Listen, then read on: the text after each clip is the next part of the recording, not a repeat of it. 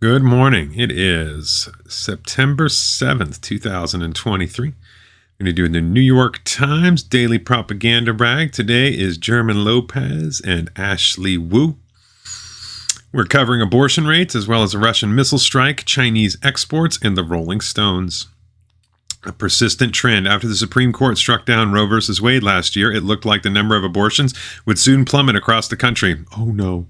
But a new estimate suggests that has not happened. The number of legal abortions has held steady, if not increased nationwide since 2020, our colleagues Amy Schofield-Walker and Allison McCain reported today. How is that possible? New data from the Guttmer Institute, a nonprofit specializing in reproductive health, meaning murdering babies, implies that more people are traveling across state lines or using telemedicine to get abortions, including through the use of abortion pills. The increase in the use of those options has offset the decrease in abortions resulting from new state bans. Amy and Allison found. The map tells a story. As you can see, states bordering those with bans largely saw an increase in the number of abortions in the first half of 2023 compared with the same period in 2020. In Illinois, for example, estimated abortions rose 69%. So the other states are killing more babies. And see, Kansas, like we have restrictions, but thanks to some liberals there, we have much later rules. So people from Oklahoma and Missouri are coming to Kansas to kill their babies. How nice. If anything, Guttmer's data underscores the number of abortions. It does not count abortions obtained outside of the formal healthcare system, including those done with pills acquired through community support networks or websites based outside the U.S., which violate the law. I like how they just talk about this. Community support networks, you mean criminal organizations. It's funny. But Trump is RICO, right? Anyway, and it does not include accounts from states with bans, though there are few or no reported abortions there. Although the data suggests that there are the same number of abortions or more occurring in the U.S. now than there was before the Supreme Court's ruling last year in the case Dobbs versus Jackson's Women's Health Organization. For abortion right advocates, this is a mixed outcome. Not everyone can afford to travel across state lines or access telemedicine, so it's likely that some people who want to kill their babies still can't do so. Aw. And while the overall count is up, abortions were rising before the Supreme Court decision.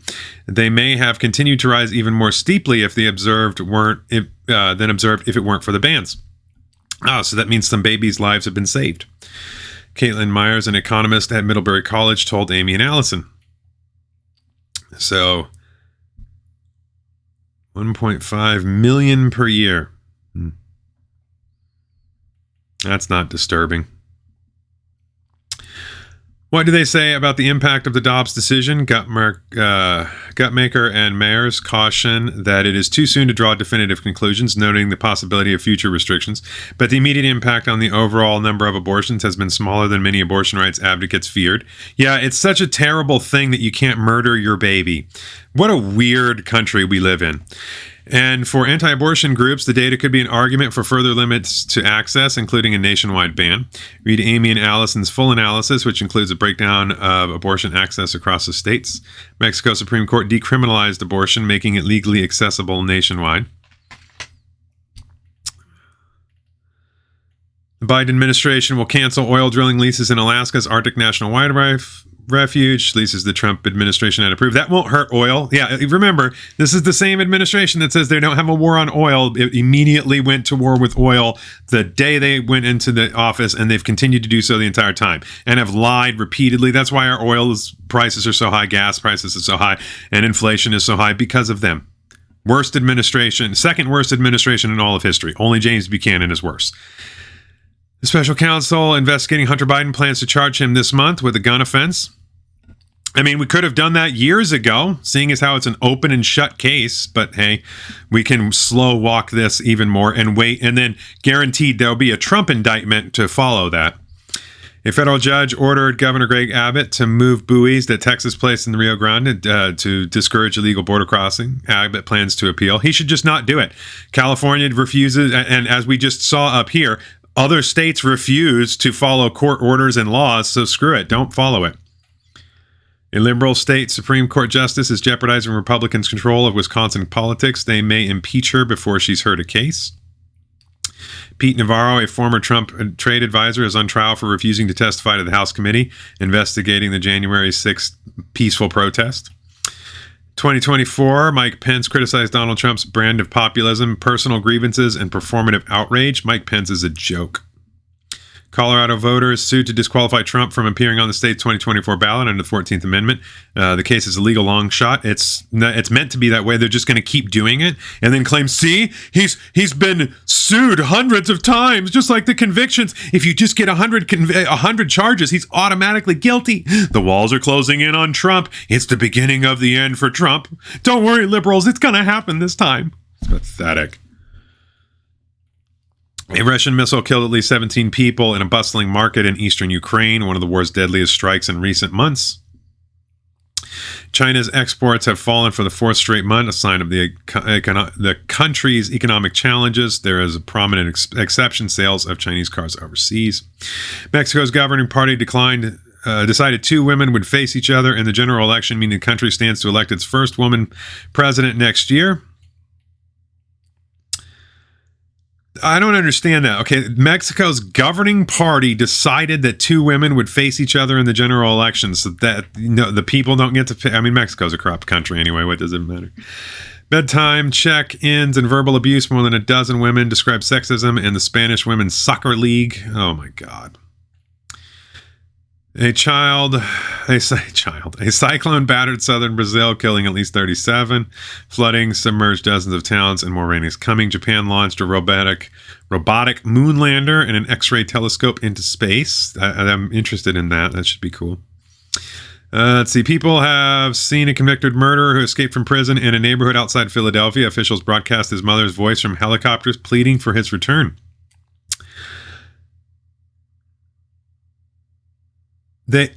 That's interesting. So, okay. Well, you know what? We're good. A former British soldier facing terrorism-related charges escaped from a London prison, prompting a nationwide search. Okay. Florida's public universities are expected to approve the Classic Learning Test, a college entrance exam that emphasizes Western canon and Christian thought. Try sample questions. We should do that. I don't think I have time today, but I'll do that later. Let's see. A 14-year-old died after eating a tortilla chip dusted with 2 extremely hot peppers as part of the one chip challenge on social media. That's unfortunate. The environmentalists rushing to build green infrastructure like wind farms need to ease the fears of people who are watching these changes happen in their backyards. There's no easing of the fears. Wind farms suck. They don't work worth a damn.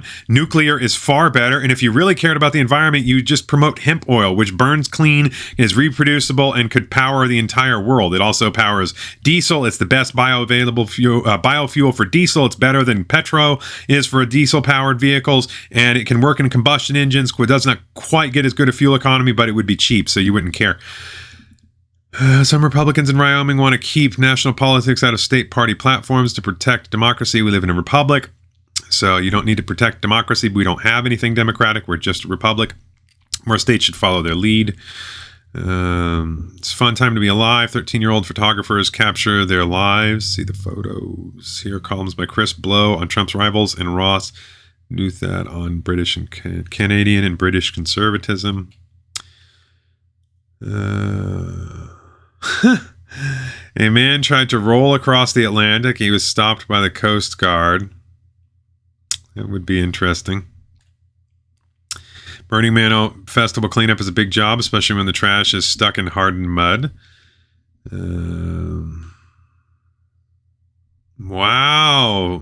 Elaine Lane still going on. That's Jack LaLanne's wife. He lived a long time.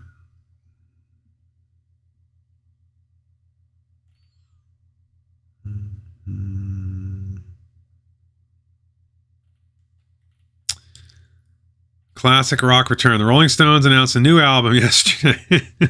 Their first record of new material in 18 years. Hackney Diamonds, named after a neighborhood in London, and slang for the shards of glass. Left Out Break In will be released on October 20th. It is also the band's first album since the death of its longtime drummer Chris Watts in 2021. So far, the British press has offered positive reviews. The first taste of the album is an absolute blast. Telegraph wrote it's the best Rolling Stones album since '78. I kind of doubt that. Although Ozzy's last album was pretty decent. Let's see. Bruce Springsteen postponed his September performance, announcing he will receive treatment for peptic ulcer disease. Piano that Freddie Mercury used to compose Bohemian Rhapsody sold for more than $2 million. Wow.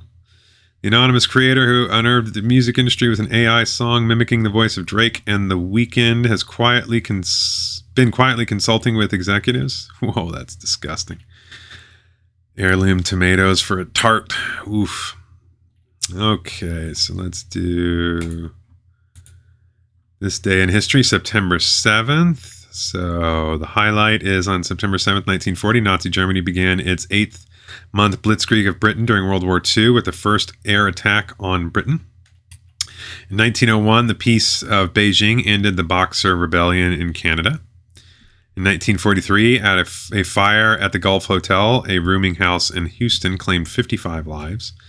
In 1968, feminists protested outside the Miss America pageant in Atlantic City, New Jersey. In 1977, the Panama Canal treaties calling for the U.S. to eventually turn over the control of the waterway to Panama were signed by Washington by President Jimmy Carter and the Panamanian leader Omar Torrijos. In 1986, Bishop Desmond Tutu was installed as the first black clergyman to lead the Anglican Church in southern Africa. In 1996, rapper Tupac Shakur was shot and mortally wounded on the Las Vegas Strip. He died 6 days later. I remember that day. My buddy called me up. He's like, "Oh my God, Tupac got shot." In 2005, police and soldiers went house to house in New Orleans to try and coax the last stubborn holdouts into leaving the city shattered by Hurricane Katrina. Yeah, and they did that after they disarmed people, and they forced them to do it. They didn't coax anybody. They compelled them. In 2007, Osama bin Laden appeared in a video for the first time in 3 years, telling Americans they should convert to Islam if they wanted the war in Iraq to end. That video is largely thought to be fake, too.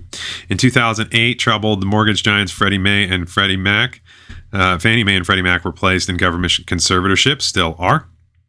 In 2013, Tokyo was awarded the 2020 Summer Olympics, defeating Istanbul in the final round of secret voting by International Olympic Committee. In 2015, Hillary Clinton, interviewed by the Associated Press during a campaign swing through Iowa, said she did not need to apologize for using a private email account and server while at the State Department because what I did was allowed. No, it wasn't. It was a felony. In 2019, President Donald Trump said he had canceled the secret weekend meeting at Camp David with Taliban and Afghan leaders just days before the anniversary of the September 11th after a bombing in Kabul that killed 12 people, including an American soldier. In 2020, India's increasing coronavirus caseload made the Asian giant the world's second worst hit country behind the United States. And we weren't hit that bad either. That was mostly fake. All right, that ends the day.